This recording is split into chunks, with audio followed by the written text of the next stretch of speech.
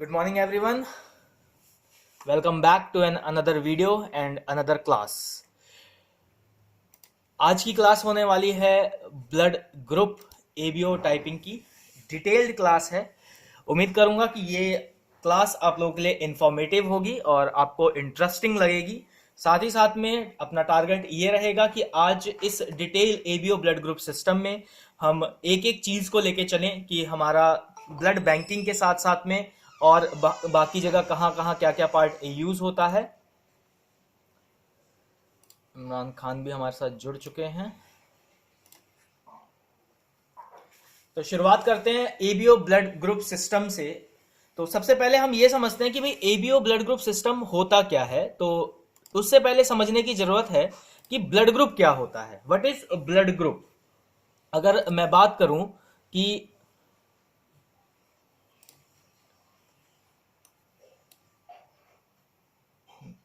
Pen ले लेते हैं, डॉटेड पेन,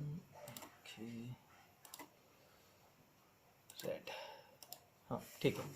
तो बात कर रहे हैं कि भाई ब्लड ग्रुप क्या होता है। ये जो हमारा ब्लड ग्रुप है यहाँ मेंशन, ये क्या चीज़ है, हम कैसे ब्लड ग्रुप में काम करेंगे, क्या करेंगे कि हमें पता लगे कि ब्लड ग्रुप का हमारा वर्क क्या है, यूज़ क्या है। तो ब्लड ग्रुप क्या है हमारे बॉडी में, human body, basically human body की बात करें तो ह्यूमन बॉडी में जो सेल्स प्रेजेंट हैं वो एक डिफिनेट ग्रुप्स के होते हैं और वो डिफिनेट ग्रुप हम लोग ब्लड ग्रुपिंग के अंदर पढ़ते हैं। आजकल हम लोग जो स्टडी कर रहे हैं वो ब्लड बैंकिंग की क्लास चल रही है। तो ब्लड बैंकिंग के अंदर ब्लड ग्रुप का क्या रोल है आज हम वो पढ़ेंगे और ब्लड ग्रुप का डिटेल्ड एक्सप्लेनेशन भी पढ़ेंगे।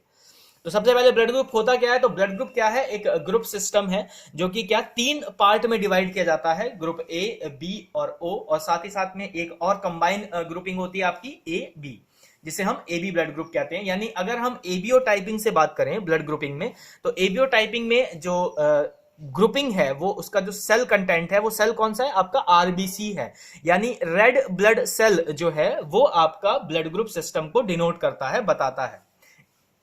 अगर किसी स्टूडेंट को कोई टॉपिक नहीं क्लियर हो पाएगा बीच में तो मुझे स्टॉप करके जरूर पूछ लें।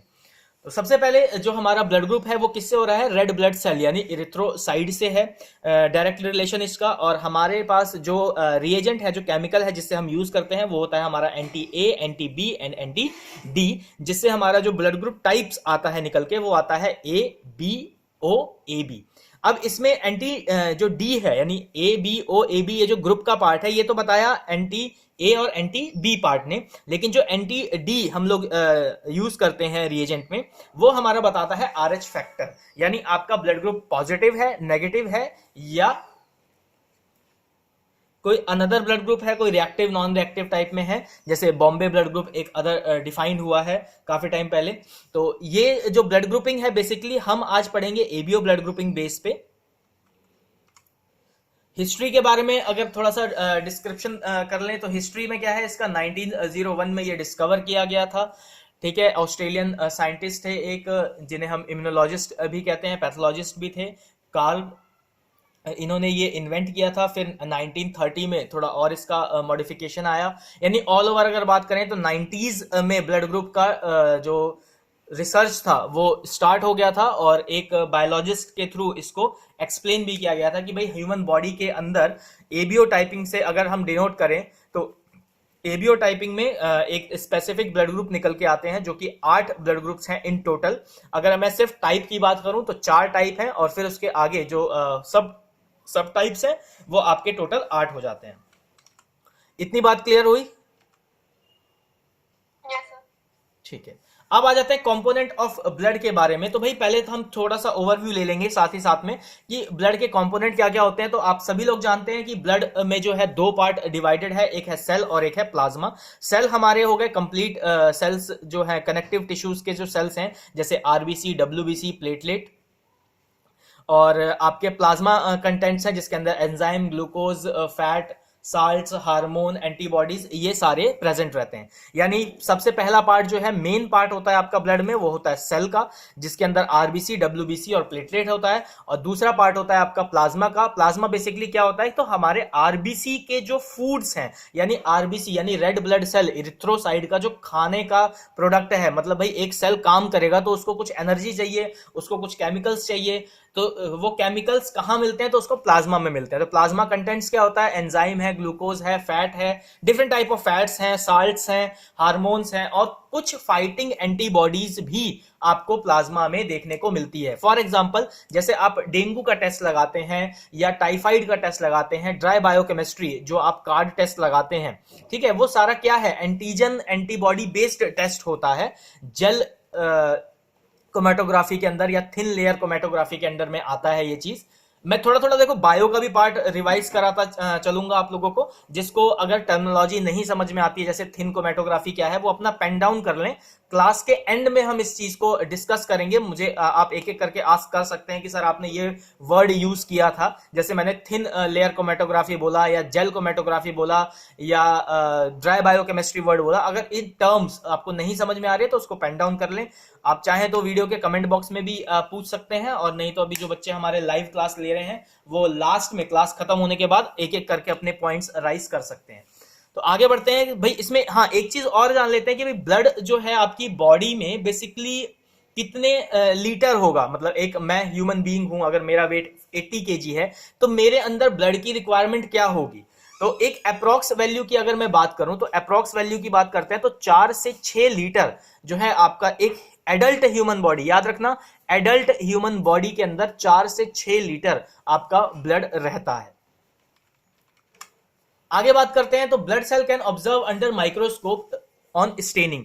अब ये एक चीज और समझो कि हिमेटोलॉजी बेसिकली क्या है। Haematology is all about colours, ठीक है। हिमेटोलॉजी क्या है, इट्स ऑल अबाउट कलर्स। और कलर्स, किस चीज के कलर्स देखते हैं, तो हम अलग अलग डिफरेंट डिफरेंट कलर के बेसिस पे ही सेल को डिफाइन करते हैं। भाई हम लिस्मन स्टेन करते हैं, हम जिम्सा स्टेन करते हैं, हम फ्लोरोसेंट स्टेन करते हैं, हम कोई बैक्टीरियल स्टेन करते हैं, या हम कोई टिश्यू स्टेन करते हैं, ठीक है, साइटोलॉजी का कोई पार्ट करते हैं। तो बेसिकली हिमेटोलॉजी के अंदर जो पार्ट आ रहा है या पैथोलॉजी के अंदर जो पार्ट आ रहा है, ये सारा क्या है, एक कलर बेसिस पे। या बायोकेमिस्ट्री भी जब हम आप रिएजेंट का टेस्ट कोई लगा रहे होते हो किसी सैंपल के साथ, वो भी एक कलर फॉर्मेशन करता है, जो कि बीएस लैम्बर्ट्स लॉ में मैंने आपको पीछे समझाया था। बैक वीडियोस में आप देख सकते हैं या बैक क्लासेस में जाके आप चेक कर सकते हैं। तो बायोकेमिस्ट्री, सॉरी ब्लड बैंकिंग की बात कर रहे हैं अभी हम, जिसमें ब्लड सेल चल रहा है।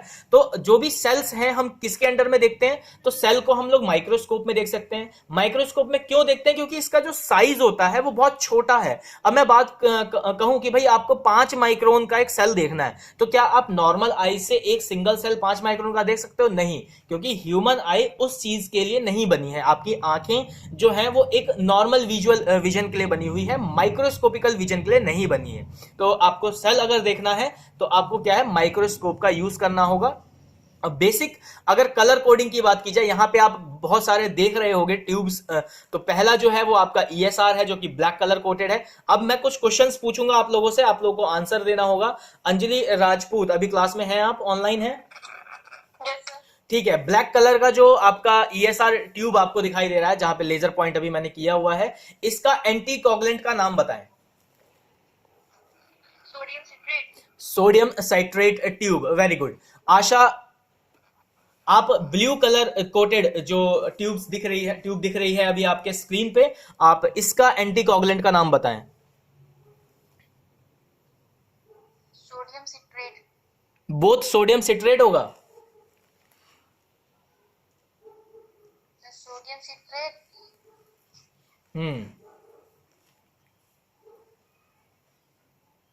ओके, ठीक है, सही बोला है, घबराओ नहीं। मतलब मैं चुप हो गया इसका मतलब ये नहीं कि गलत है, बी कॉन्फिडेंट, ठीक है। ये कॉन्फिडेंस लाना बहुत जरूरी है। उसका रीजन है कि अगर आपको कॉन्फिडेंस नहीं आएगा तो वाइवा के टाइम पे आप लोगों को ये चीज दिक्कत करेगी। रानी ऑनलाइन है तो बताएं, जो रेड कलर का अभी ट्यूब दिख रहा है आपको, इसके अंदर कौन सा एंटीकोगुलेंट प्रेजेंट होता है?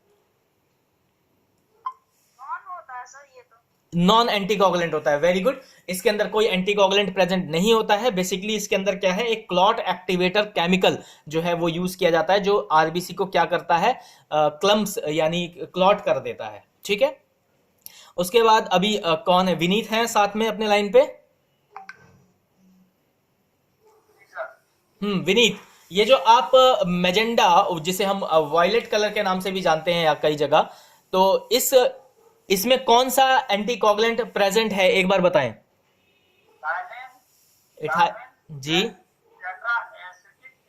Very good. Ethylene diamine tetra acetic acid, EDTA जिसको हम बोलते हैं, ये कॉमन वाइल है जिसमें आप हिमेटोलॉजी के टेस्ट लगाते हैं। बहुत बेसिक वाइल है। इसके अंदर मोस्टली 80% टेस्ट जो हिमेटोलॉजी के हैं वो ईडीटीए वाइल यानी ethylene diamine tetra acetic acid जो एंटीकोगुलेंटेड वाइल होती है उसके अंदर हम यूज करते हैं।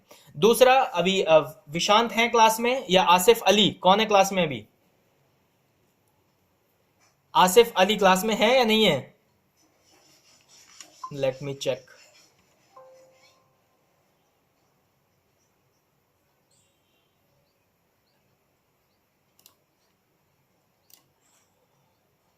नहीं, अभी रानी आशा में, ठीक है, कोई बात नहीं।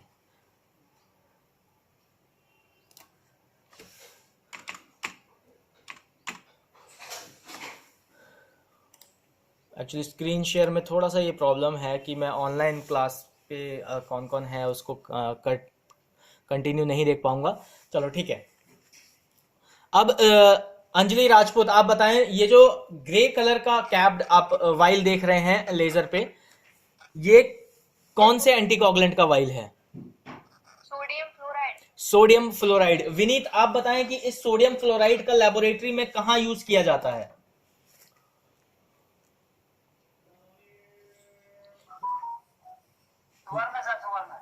Sugar while, basically sugar profile, जो ब्लड शुगर प्रोफाइल है उसमें हम सोडियम क्लोराइड का यूज करते हैं। प्रोफाइल के अंदर HbA1c भी आता है जिसके अंदर EDTA भी यूज किया जाता है। उसके बाद है ग्रीन वाइल। रानी, आप बता सकते हैं कि ये ग्रीन कलर्ड कैप्ड जो वाइल है इसमें कौन सा एंटीकोगुलेंट यूज होता है?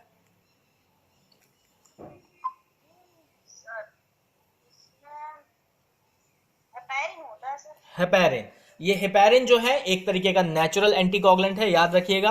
वेरी गुड रानी, ये बहुत अच्छा है रिस्पॉन्स आप लोगों का कि चलो ठीक है आप पढ़ रहे हैं, बहुत अच्छी बात है। तो हेपेरिन क्या है? बेसिकली हेपेरिन आपका नेचुरल एंटीकोगुलेंट है, और नेचुरल एंटीकोगुलेंट जो है ये स्पेसिफिक कुछ टेस्ट के लिए यूज होता है। हेमेटोलॉजी में एक टेस्ट होता है आर्टियर ब्लड गैस, ABG जिसे हम बोलते हैं शॉर्ट फॉर्म में।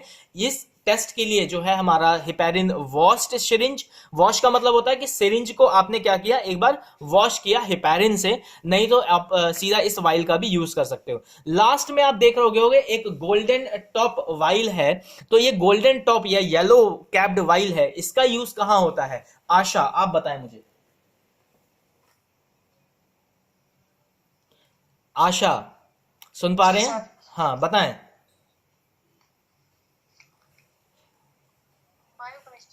बायोकेमिस्ट्री में यूज होता है। बेसिकली ये सीरम सेपरेटिंग ट्यूब है। तो इतना समझ में आ गया सबको? ठीक है, आगे बढ़ते हैं। अब आ जाते हैं इरिथ्रोसाइट रेड ब्लड सेल के बारे में। एक ओवरव्यू ले लेते हैं आरबीसी का कि आरबीसी बेसिकली है क्या, क्योंकि आपको आरबीसी से ही रिलेटेड आज सारा कुछ पढ़ना है। तो एक ओवरव्यू लेते हैं कि भाई हमारा 1 ml के अंदर अप्रोक्सीमेटली 5 मिलियन ऑफ आरबीसी होता है। आरबीसी है क्या? आरबीसी एक तरीके का रेड ब्लड सेल है जिसको हम इरिथ्रोसाइट के नाम से भी जानते हैं, और ये रेड कलर देता है। रेड कलर किसकी वजह से देता है? हिम के होने की वजह से देता है। ठीक है, यानी आयरन की वजह से आपको क्या है, आरबीसी मिलता है देखने को। थोड़ा सा पॉज लेता हूं, शायद कोई एंटर किया है क्लास में। ओके ठीक है।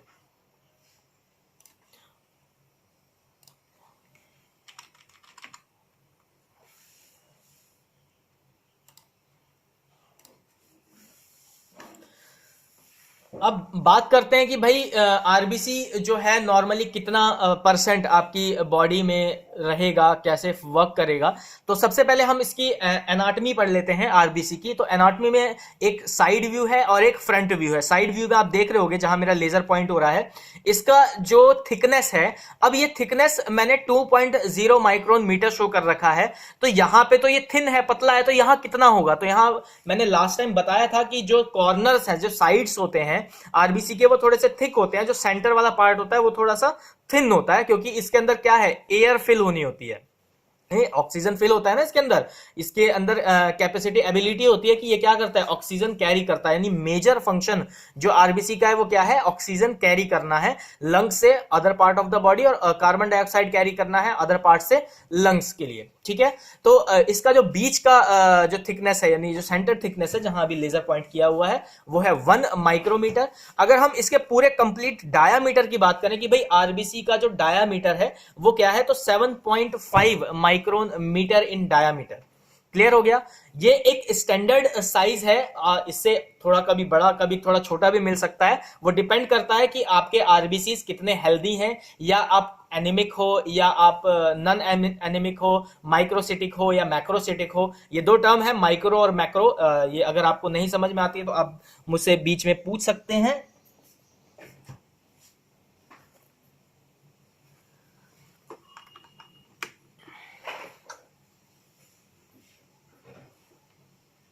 ओके, आगे बढ़ते हैं कंटिन्यू करते हुए। तो 1 ml के अंदर अप्रोक्सीमेटली 1 ml के अंदर 5 मिलियन ऑफ आरबीसी रहता है। और अगर हम नॉर्मल परसेंटेज की बात कर लें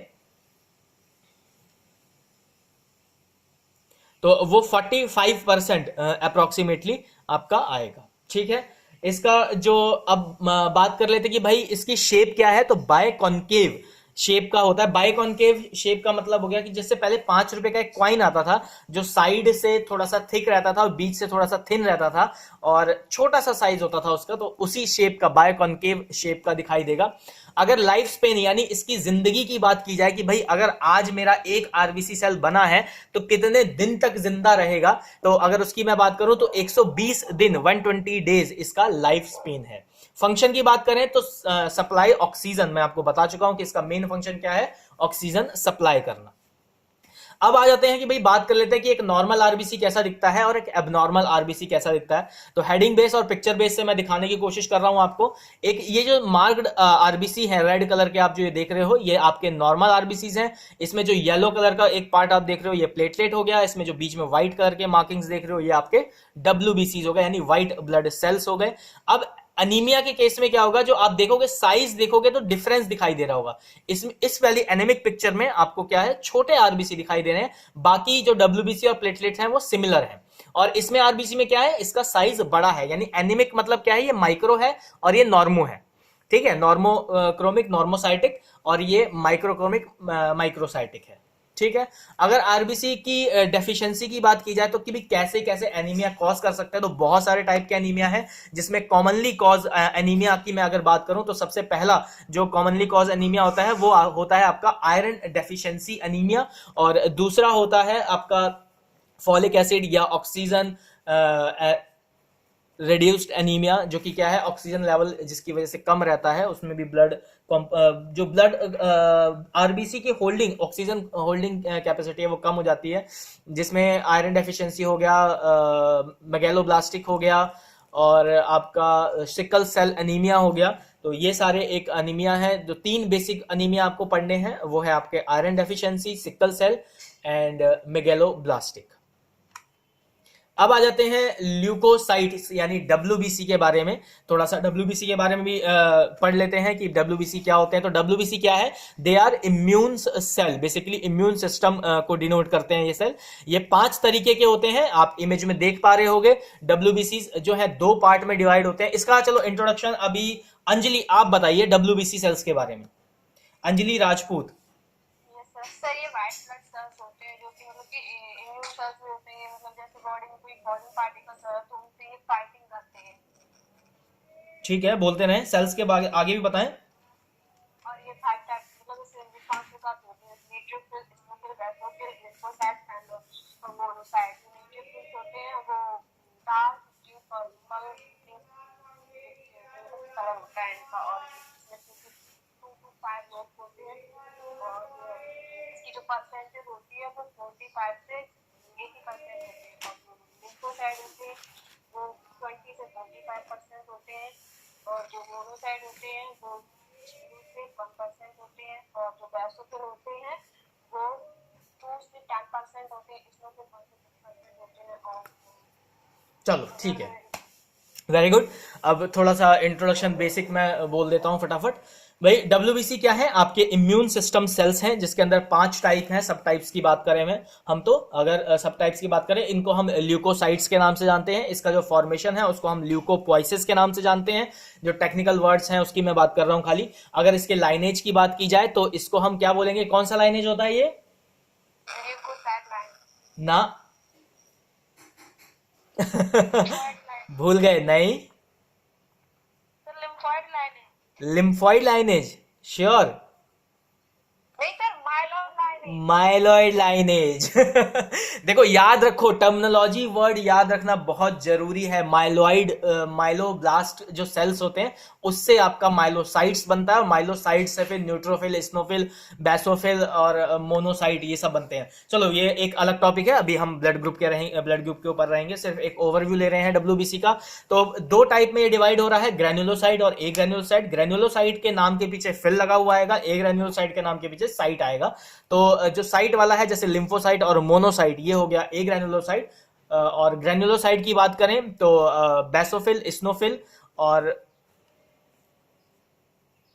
साथ में न्यूट्रोफिल, ये आपके सेल्स हैं। अगर हम बात करें भाई हायर कंसंट्रेशन से लोअर कंसंट्रेशन की तरफ जाते वक्त, तो सबसे पहले आएगा आपका न्यूट्रोफिल, फिर आएगा लिम्फोसाइट, फिर आएगा स्नोफिल, फिर आएगा मोनोसाइट एंड देन बेसोफिल। अगर मैं नॉर्मल परसेंटेज की बात कर लूं कि भाई हमारे जो डब्ल्यूबीसी हैं उसमें परसेंटेज कितना रहेगा, तो न्यूट्रोफिल का परसेंटेज है 40 to 80%, लिम्फोसाइट का परसेंटेज है 20 to 40%, देन आपका स्नोफिल का परसेंटेज हो जाता है 1 to 6%, मोनोसाइट का परसेंटेज होता है 2 से 10% और बेसोफिल का परसेंटेज होता है 0 से 2%।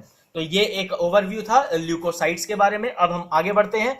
तो 1 ml के अंदर जो आपका ल्यूकोसाइट सेल अप्रोक्सीमेटली दिखाई देगा वो 4000 से 11000 क्यूबिक पर mm। याद रखना SI यूनिट से हम लोग जरूर डिनोट करते हैं। तो आपका जो है 4000 से 1000 जो है वो आपका क्यूबिक पर mm आपको दिखाई देगा। अब लिम्फोसाइट स्टेन्ड तरीके में कैसे दिखता है, आप लेजर जहां मेरा पॉइंट आउट है वहां देख सकते हैं कि ल्यूकोसाइट किस तरीके से दिख रहा है, न्यूट्रोफिल किस तरीके से दिख रहा है, न्यूट्रोफिल किस तरीके से दिख रहा है। न्यूट्रोफिल के देखो 2 डायग्राम दिखा रखे हैं यहाँ पे कि क्योंकि अलग अलग देखो लोब्स टाइप होते हैं, तो इसमें आप देख सकते हो मोनोसाइट कैसा दिख रहा है। ये माइक्रोस्कोपिकल व्यू है आपका, तो हो सकता है कि एक ऐसा एक जनरल व्यू मैं कह सकता हूं कि इस तरीके का दिखता है, हो सकता है इससे अलग भी दिखाई दे। आगे बढ़ते हैं कि बेसोफिल कैसा दिखता है। फिर ये एक आपका इमेज फॉर्मेशन हो गया। अब आ जाते हैं थ्रोम्बोसाइट यानी प्लेटलेट के बारे में। तो थ्रोम्बोसाइट की बात कर लें तो भाई थ्रोम्बोसाइट जो है वो बनता कैसे है, यानी प्लेटलेट बनता कैसे है। हम एक ये भी एक साइड में व्यू आप देख सकते हो कि माइलॉइड स्टेम सेल से फिर माइलॉइड ल्यूकोब्लास्ट, फिर मेगा क्रायोब्लास्ट, देन मेगा क्रायोब्लास्ट से मेगा क्रायोसाइट, देन प्लेटलेट।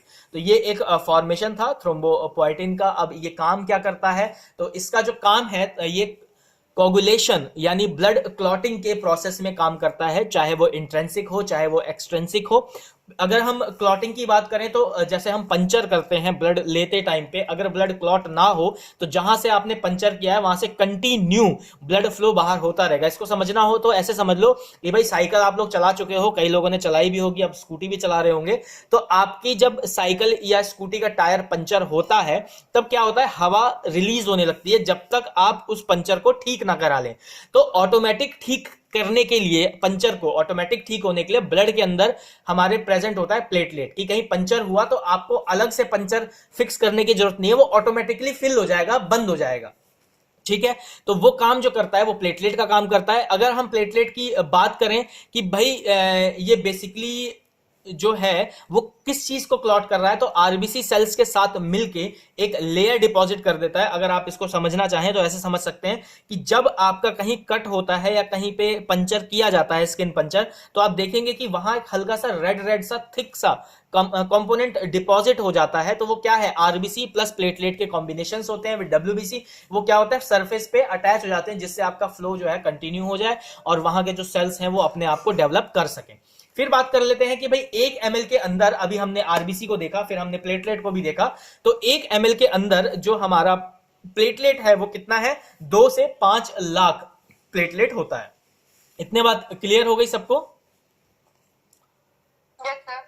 ठीक है, फिर आ जाओ, अब एक बार एक सेल चार्ट देख लेते हैं कि भाई कैसे कैसे फॉर्मेशन होता है। फिर से रिवाइज कर लेते हैं, हिमेटोसाइट्स हिमेटोपोइसिस का सेल चार्ट एक बार रिवाइज कर लेते हैं, क्योंकि ब्लड के बारे में हमने पढ़ा है। तो सबसे पहले है हमारा हीमोसाइटोब्लास्ट, फिर वो 2 पार्ट में डिवाइड हो रहा है, कॉमन माइलॉइड प्रोजेनेटर, फिर कॉमन लिम्फोइड प्रोजेनेटर। उसके बाद आपका आ रहा है मेगाक्रायोसाइट, जो कि थ्रोम्बोसाइट्स में कन्वर्ट हो रहा है। फिर है आपका एरिथ्रोसाइट जो है बेसिकली जो आपका मेगा कॉमन माइलॉइड प्रोजेनेटर है, उसके बारे में मैं बात कर रहा हूं।